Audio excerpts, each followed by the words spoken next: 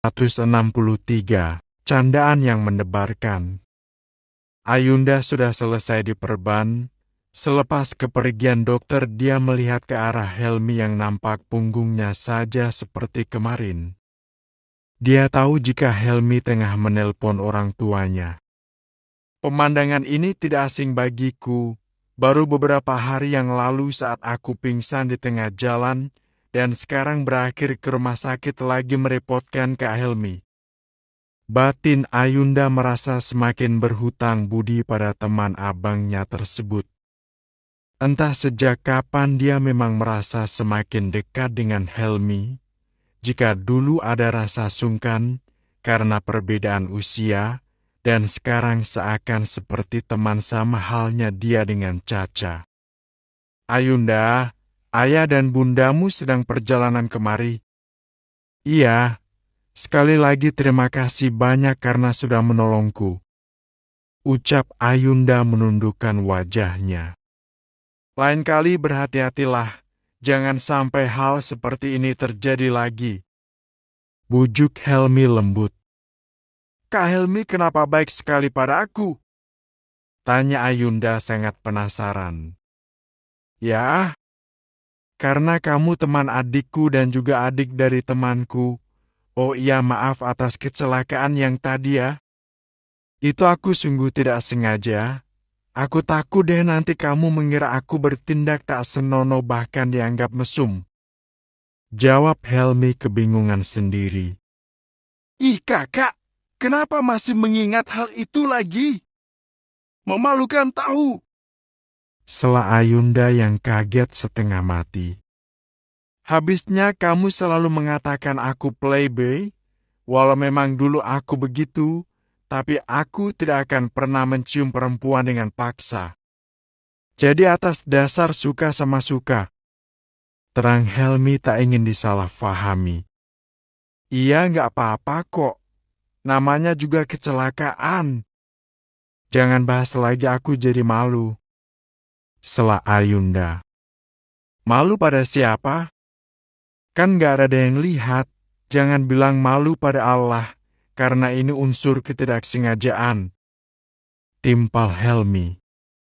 Ya calon suamiku, walau tidak melihat, tapi aku merasa bersalah dan malu sendiri. Kata ayah, jadi anak gadis itu tidak boleh murahan. Ciuman pertama harus dengan suami. Sela Ayunda serius. Helmi langsung tertawa ngakak, betapa imut dan polos gadis yang ada di depannya ini. Kok malah tertawa? Sergah Ayunda kesal. Logatmu lucu sekali, tapi apa kata ayahmu itu benar sekali. Ya, kalau kamu tidak ingin merasa malu menikah saja denganku. Jadi kecelakaan ini menjadi kenangan yang indah. Setelah Helmi tersenyum tengil. Epi, apa? Menikah? Aku kan masih kecil. Pekik Ayunda kaget. Hei, jangan panik begitu. Kan tidak sekarang, bisa nanti kalau kamu sudah besar dan siap. Setelah Helmi bergaya bercanda, tapi aslinya jantungnya mau meledak. Tiba-tiba saja terdengar suara pintu terbuka dalam ucapan salam, membuat Ayunda dan Helmi langsung menoleh. Assalamualaikum, ucap Yongki dan Indria bersamaan.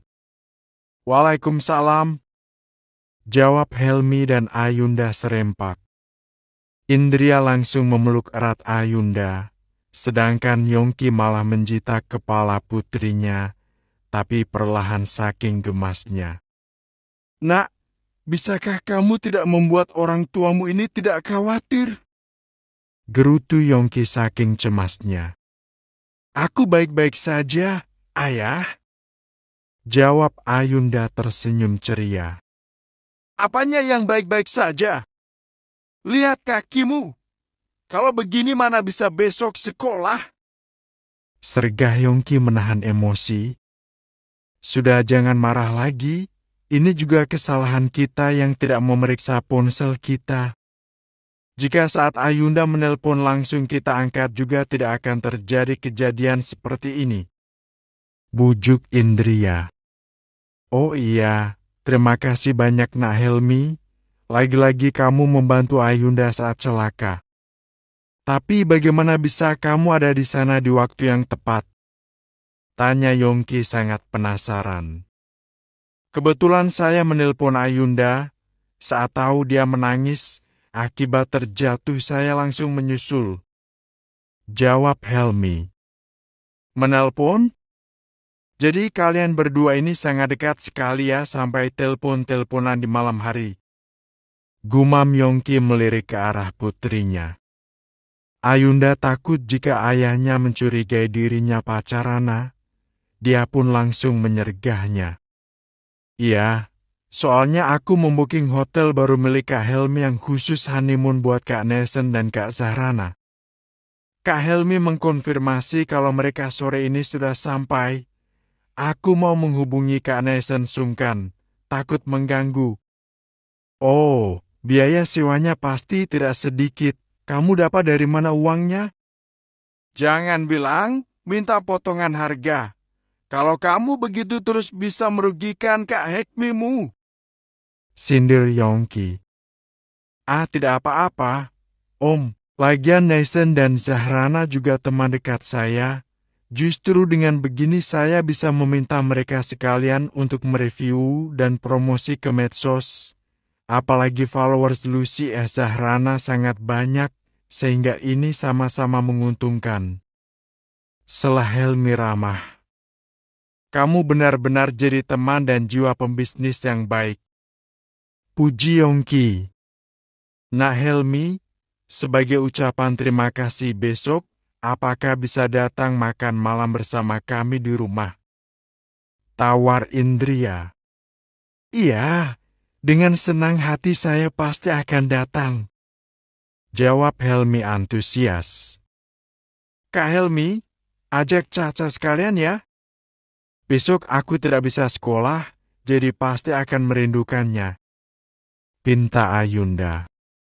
Iya, aku akan mengajak Caca.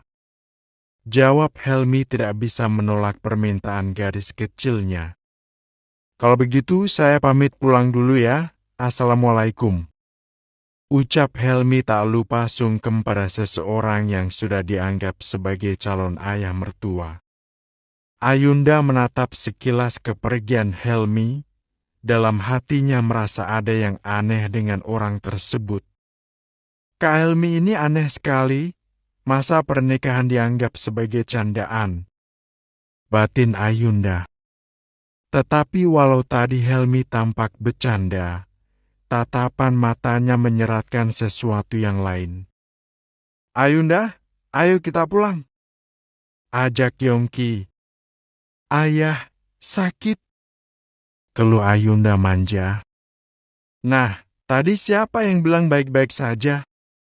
Sindir Yongki segera membantu putrinya. Bunda ambilkan kursi roda sebentar. Sela Indria.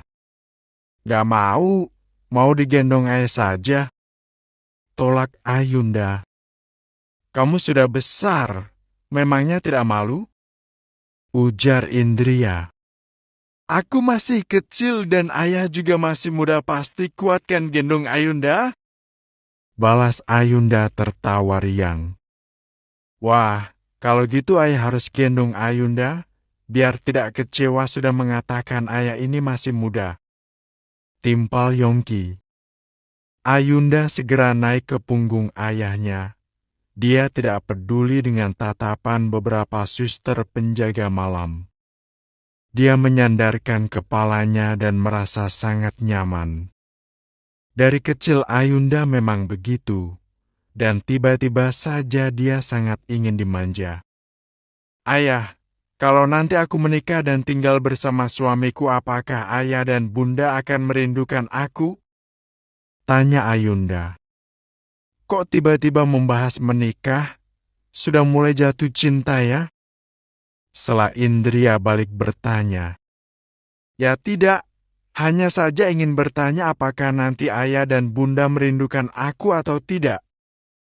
balas Ayunda. Tentu saja rindu, jawab Yongki. Tapi saat Kak Arjun menikah dan tidak tinggal di rumah kalian nampak biasa saja, tidak terlihat merasa kehilangan. Ucap Ayunda memastikan. Mungkin karena abang kamu tidak menggemaskan kali ya? Canda Yongki tertawa. Benar, Bang Arjun sangat membosankan, tidak seperti aku yang lucu dan ngangenin ini. Timpal Ayunda. Indria hanya diam, senyum-senyum sendiri mendengar percakapan ayah dan anak yang memiliki karakter satu server. Tiba-tiba Indria teringat tentang Helmi. Tatapan pemuda itu sudah dapat dipastikan jika menyukai putrinya. Apalagi dari sikapnya selama ini yang begitu perhatian dan peduli memberikan kesan. Jodoh ada di tangan Allah.